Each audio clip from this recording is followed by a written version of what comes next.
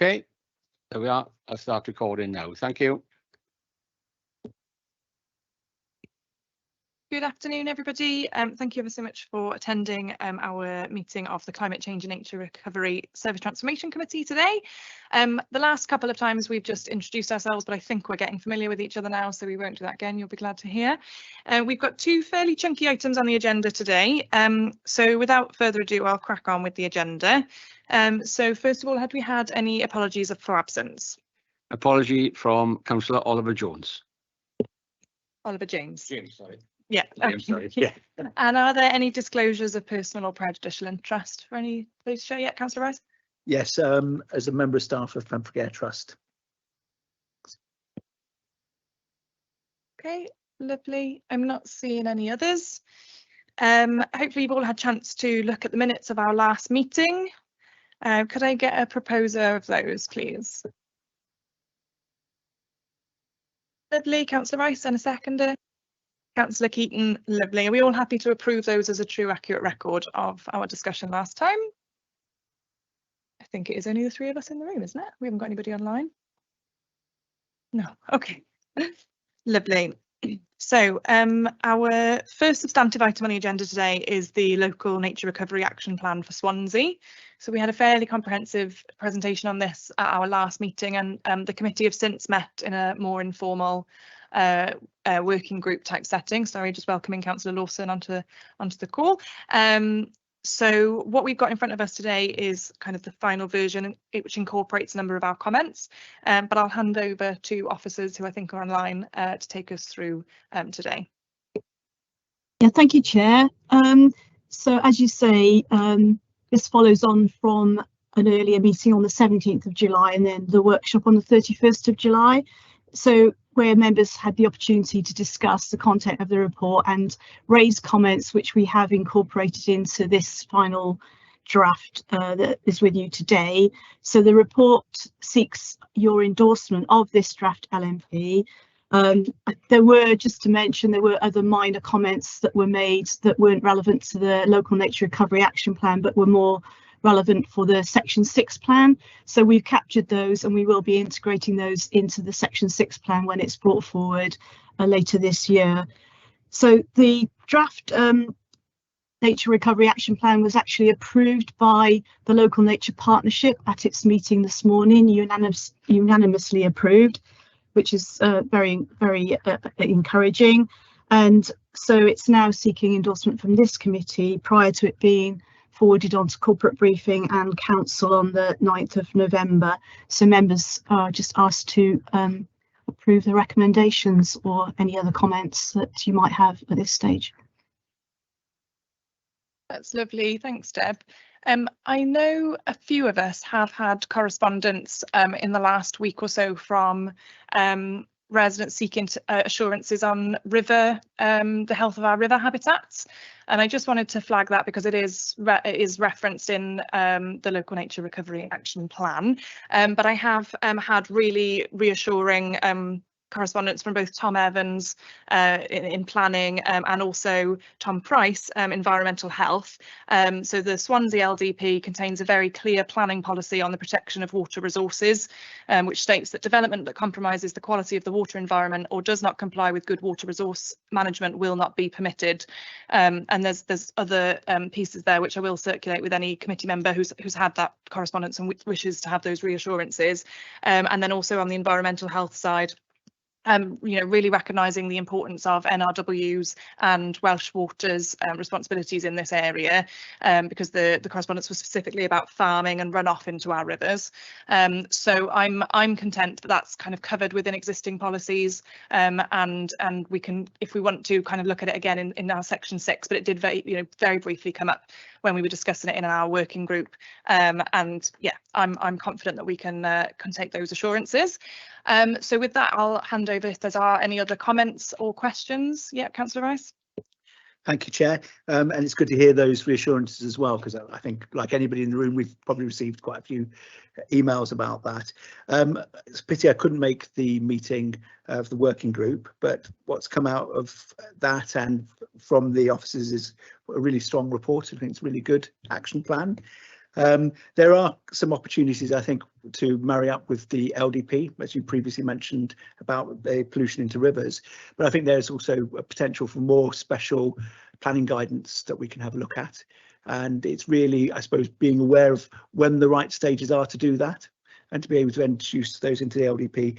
I know that, for example, there's some stuff on swifts, which has happened in Brighton and a few other cities, which could be quite useful for nature recovery here and protection of species.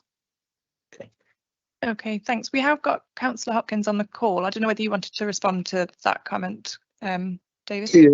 Yeah. Thanks, Jim. So what I would say that I think the partnership we got with NRW, obviously got the controlling body, and the ideal opportunity this particular time, where we are going out to look at the new LDP, is lessons learned. If you look at where we were and the protection we've already got in place, and build on that with a partnership with NRW to ensure that where there is runoff, it's managed in a proper manner, because I think that is crucial to this, is where there are any incidents of that they are managed properly. So there is an ideal opportunity to look at that within the new development, the new LDP, and all these points will be taken forward on that, from that point. Thank you.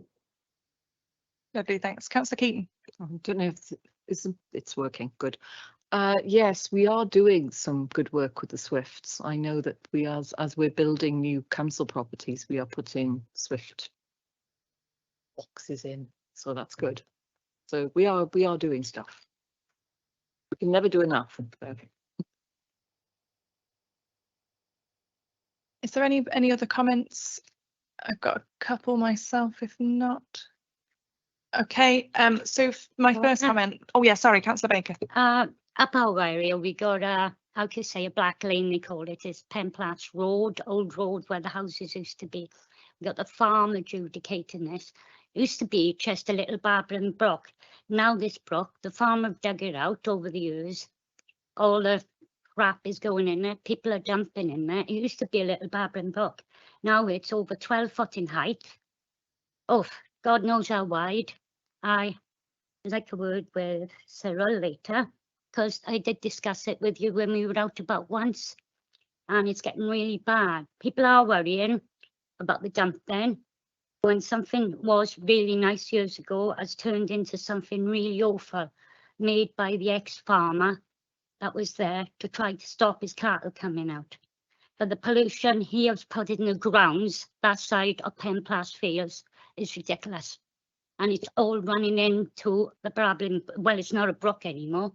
It's just a polluted, massive stream. Chair, can I come back on you?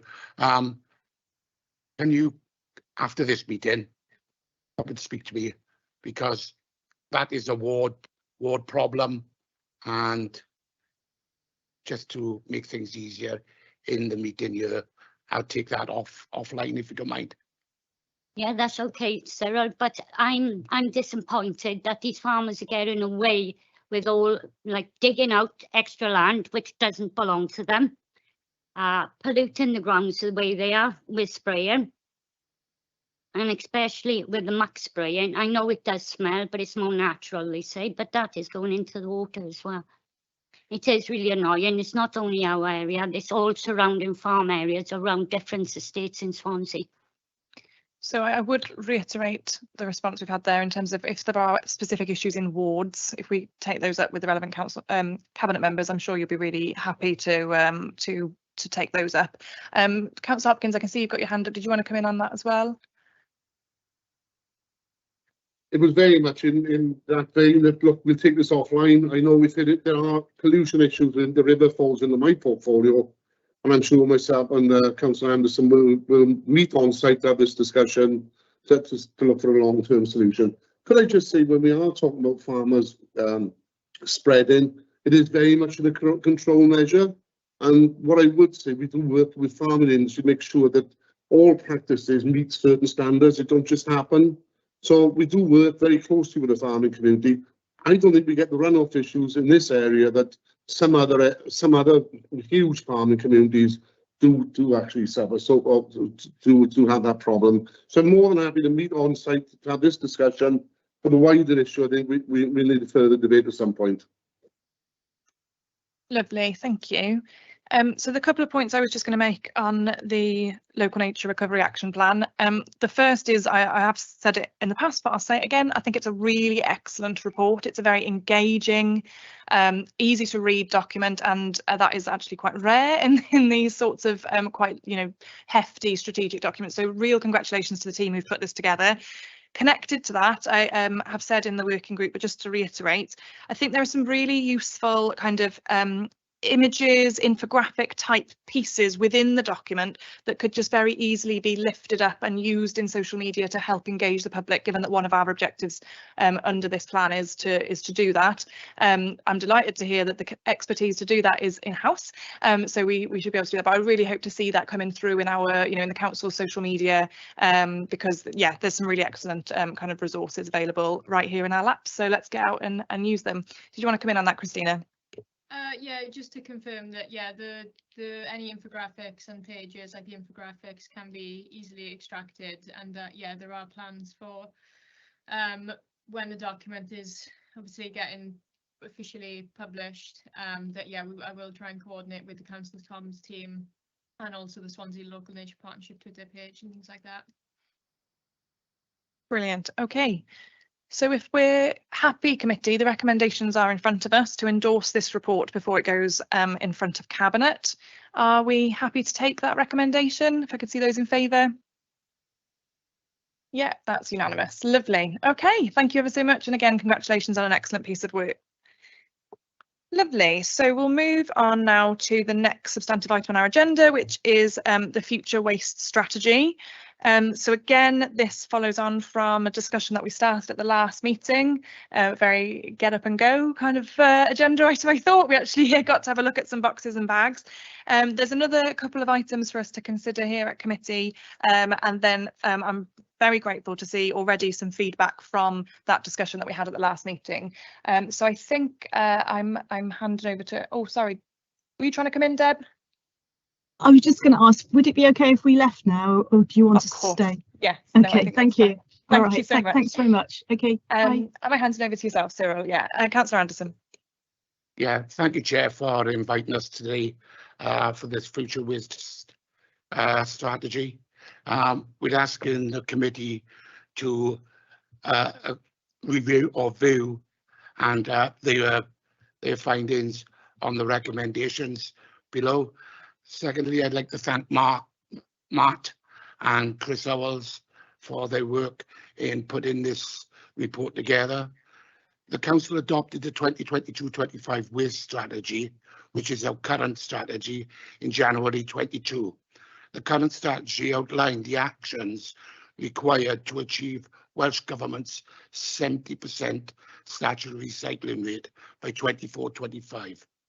The current strategy indicates that domestic waste would be collected from the curbside, primarily using diesel-powered twin-packed collection vehicles, with narrow access areas collected using transit tippers. Each household would receive the following collections at waste collections once a fortnight, apart from food waste, which we would be collecting every week. You can see week 1 RCV, what we do, and then in week 2. The current strategy gives foresight of anticipated changes in the legislation, including Welsh Government's indication that they intend to legislate to increase in their statutory recycling rate. Welsh Government have indicated that they intended to aim for a 100% statutory recycling rate by 2050, with interim targets leading up to that date. The first new interim target is potentially within the timeframe of the Council's next waste strategy. Welsh Government has also indicated that their next legislation or collections blueprint could mandate or recommend the collections of additional recycling streams at the curbside, namely plastic films and textiles and cartons. All services improved actions contained in the current strategy have been implemented. This has meant that the Council achieved a recycling rate of over 70% in 22-25, 2 years earlier than required by legislation. In addition to achieving a high level of recycling, the most recent WLGA financial benchmark from 21-22 shows that the council provides the most cost-effective waste management service in Wales, i.e. the lowest net cost per household. Section 2 goes under the report, which I should imagine all members have read. Section 4 then is the integrated assessment, which we have followed. And I'll hand over to Matt now if there's any questions throughout. Thank you. Thank you. We've also got Chris on the call as well. I will assume that all members of the committee have read the report, but is there anything, do you want to take us through the 3 areas in which you need committee kind of steer, Chris?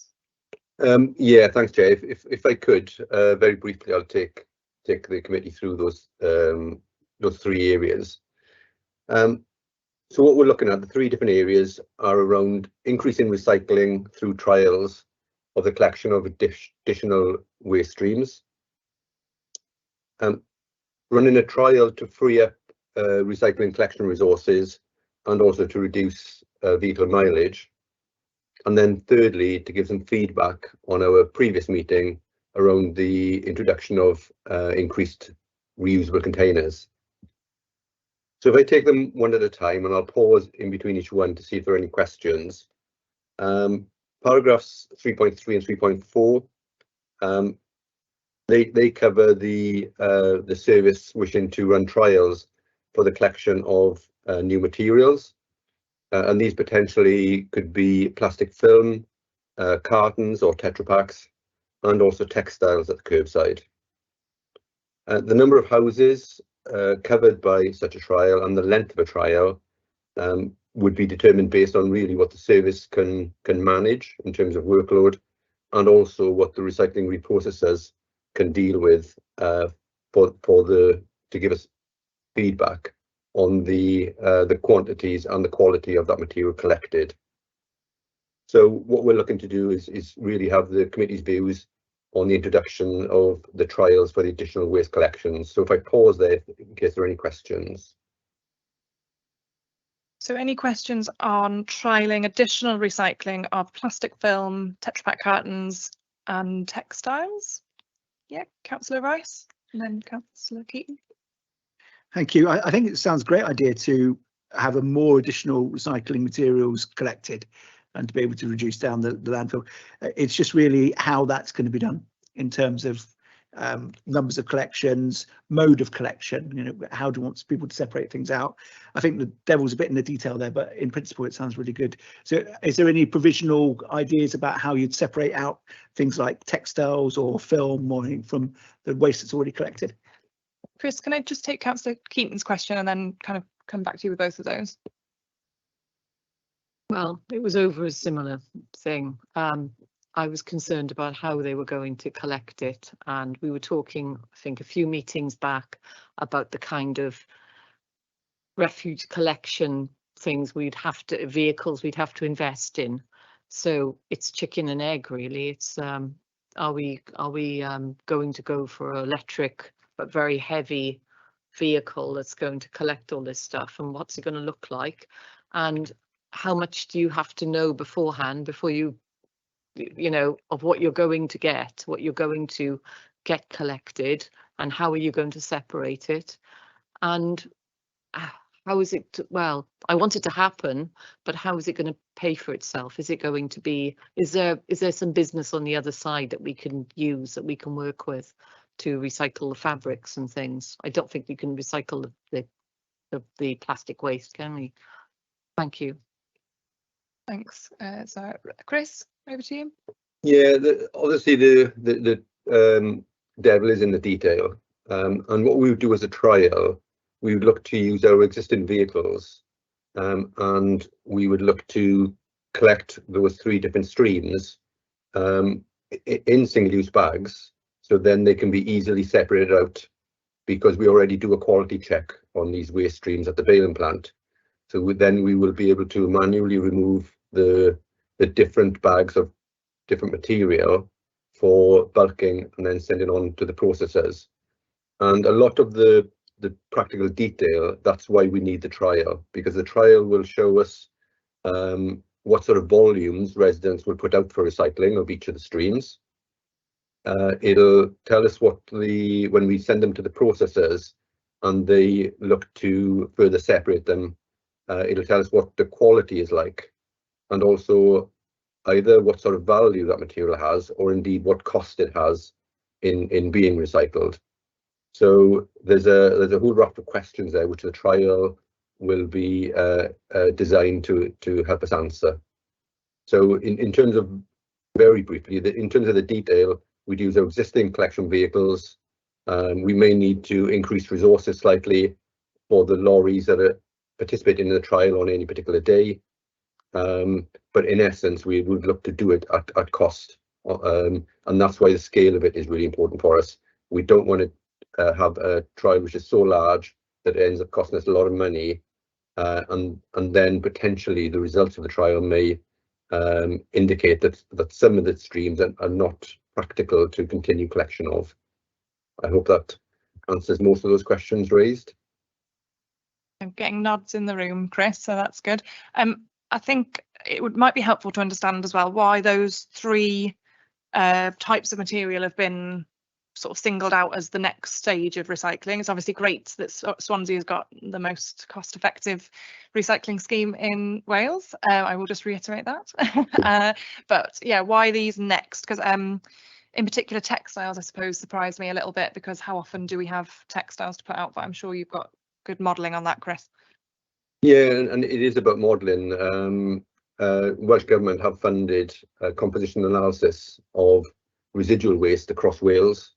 And those three waste streams have the highest quantities in our black bags, which we don't currently collect. So that's why they're targeted. Lovely. So I think in principle, committee, forgive me if I'm wrong, but in principle, this sounds like a good idea.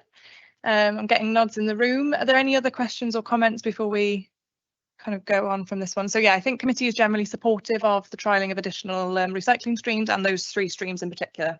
Okay, that's great. Thanks, Chair. If I move on to the second point, which is paragraphs 3.5 and 3.6 of the report. Vehicle emissions can be reduced through both reducing mileage and also moving to low emission vehicles. At the moment, there's still a lot of work being done and a lot of development in the industry being done around which is the best form of low emission vehicle. So what we're looking to focus on is an initiative to reduce our mileage of one of the vehicles, but also to free up resource to assist and make the remaining recycling collections more robust. So the particular proposal is to have a cessation of garden waste collections that straddle in the Christmas period. The reason that period is chosen is that that's when we have our least amount of garden waste put out for collection. And indeed, it's the time when our other recycling streams increase in quantity significantly because of that Christmas period. And then therefore we can free up resource to help with those additional volumes and ensure that that service over the Christmas period is far more robust. Over December and January, I think there's only about 5% of garden waste put out over those 2 months. So that would be the intention. And the trial will allow us to gauge both the impact of not collecting garden waste over those couple of months, and also the benefit to other recycling collections of ceasing those collections over that period. So again, if I stop there to get the committee's views on that proposal. Yeah, I will just ask the question that's on everybody's minds, which is what will happen to our Christmas trees, Chris? Yeah, what we would look to do, because at the moment we collect Christmas trees, but we don't have any data on how many put out, for example, so what the take up is. So again, as part of the trial this year, we would look to undertake a Christmas tree collection service in the last couple of weeks in January. So again, we'll provide that service for our residents, but also we will have then the data so that further consideration can be given to that going forward. Okay, thanks. Councillor Rice? Yeah, that certainly answered one of my questions. I was wondering what to do. I know that a number of charities collect them at the moment for various different purposes as well, so it might be interesting to see if we can integrate. I think it's a very good idea actually to look at this in terms of building capacity at a key time of the year and reducing mileage. In terms of the vehicles and low emission vehicles, we've trialled some of this before, haven't we, Chris? Didn't we buy an electric bin lorry that didn't sort of match up to what it was supposed to do? Is that correct? And when we trialled it, it wasn't as effective as we'd hoped. Are we looking for new models or new ways of doing it?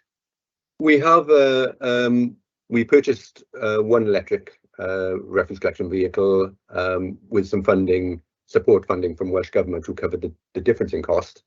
There have been teething troubles with it, but we continue to work with it. You know, lots of vehicles can have teething problems. We're just working through them. So I don't think it's the principle of it being an electric vehicle which is necessarily a problem, but there are teething issues with it, and that's why we're continuing to work with that vehicle. And we're also aware there's a lot of development going on with other models of electric vehicles and also hydrogen powered vehicles. So again, the development is still relatively in its infancy. So we want to continue to work with the development, but focus on reducing mileage first. And then as the development progresses and the picture becomes clearer, we then will have a clearer view on the best way forward for our fleet. Okay, lovely.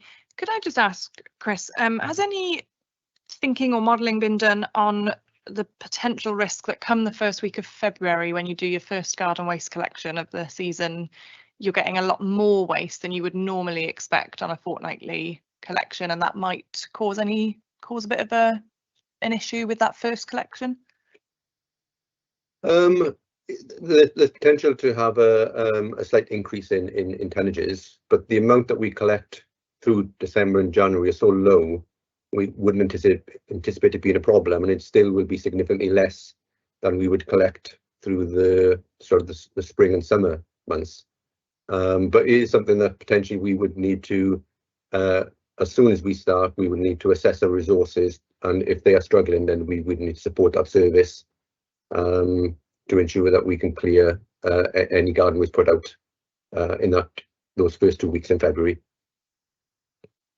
Lovely, yeah, and I guess it being a trial, kind of that will give us all that learning, won't it, in terms of the operational delivery of it? Okay.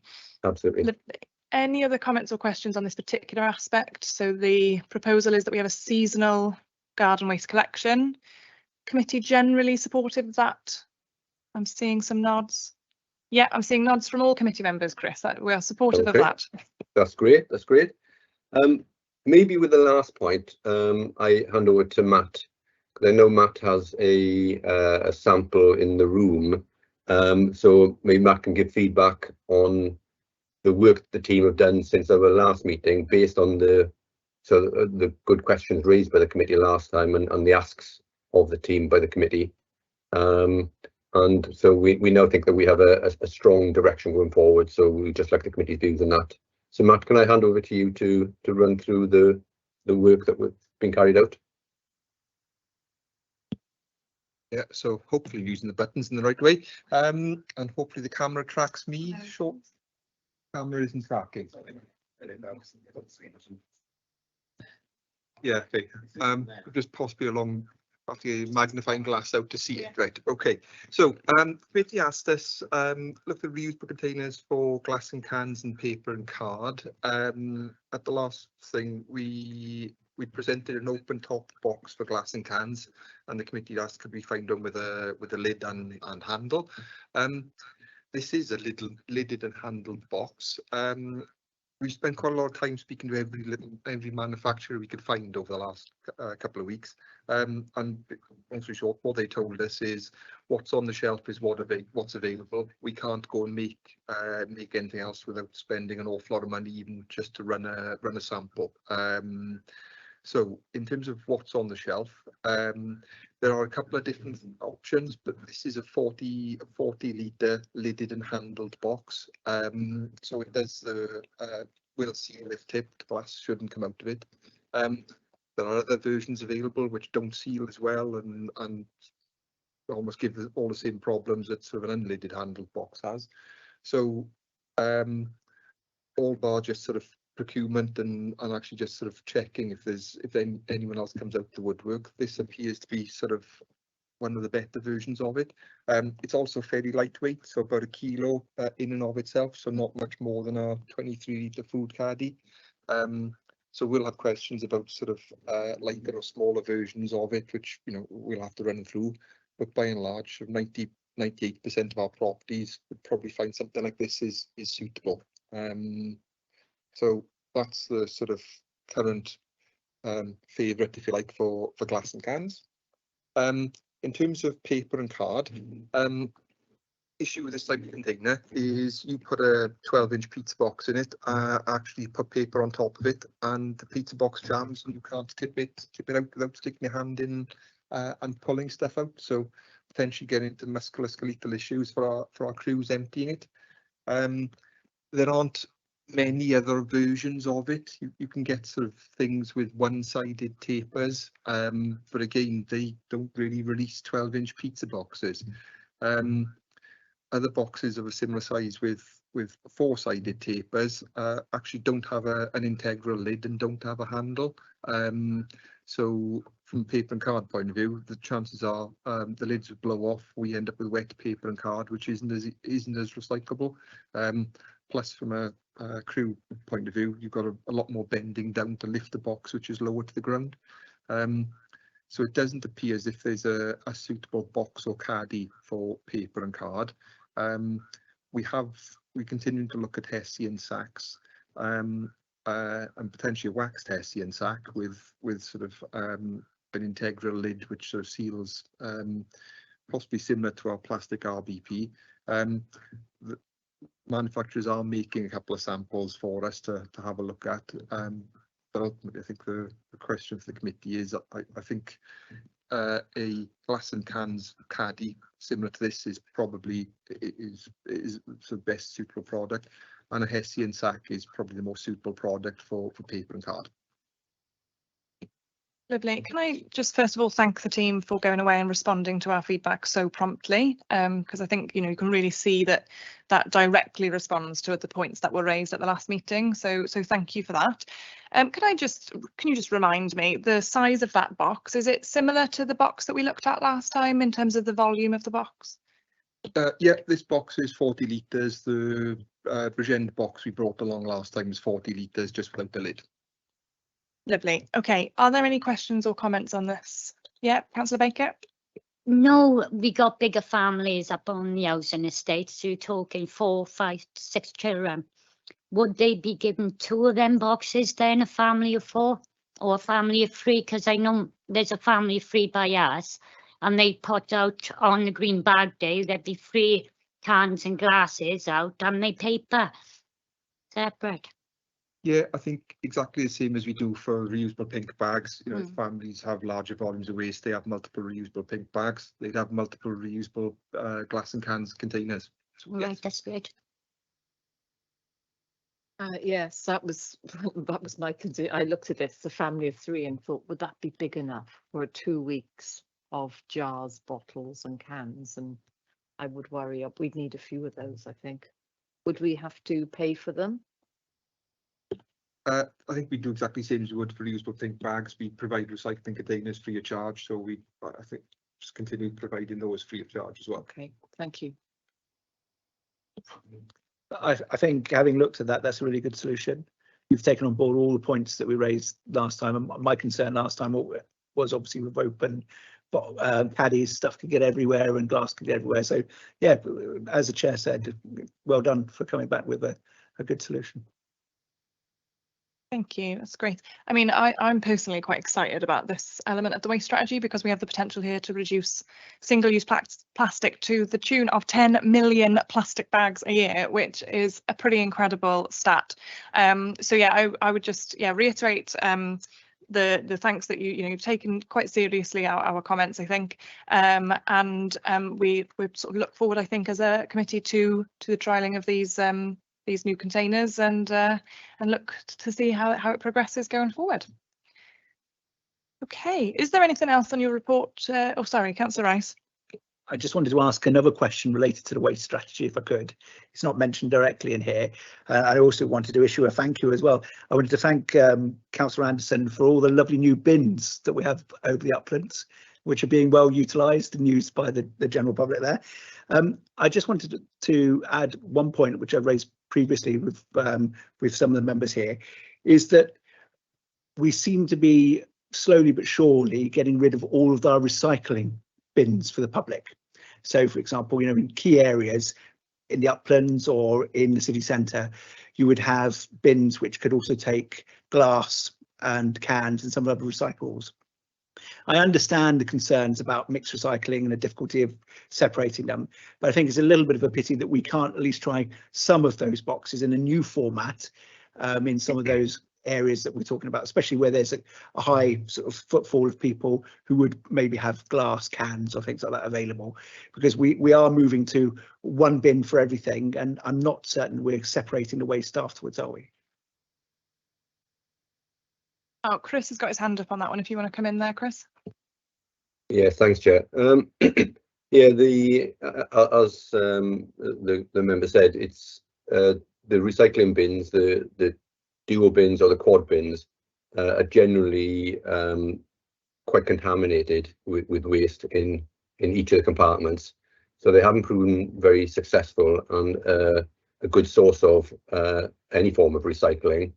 But what is planned by Welsh Government now is the deposit return scheme, where it's part of the aim is to increase recycling, but also to particularly increase recycling of materials on the go.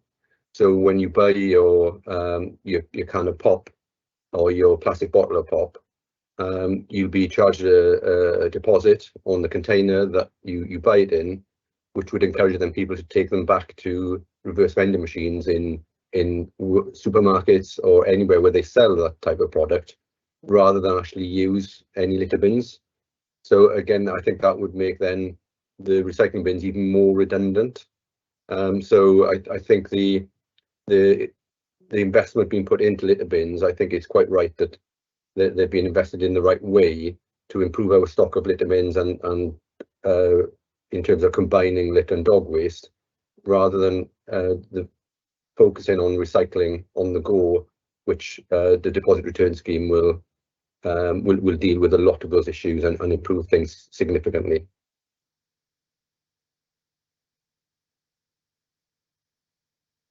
Okay, thanks ever so much, Chris, for that response.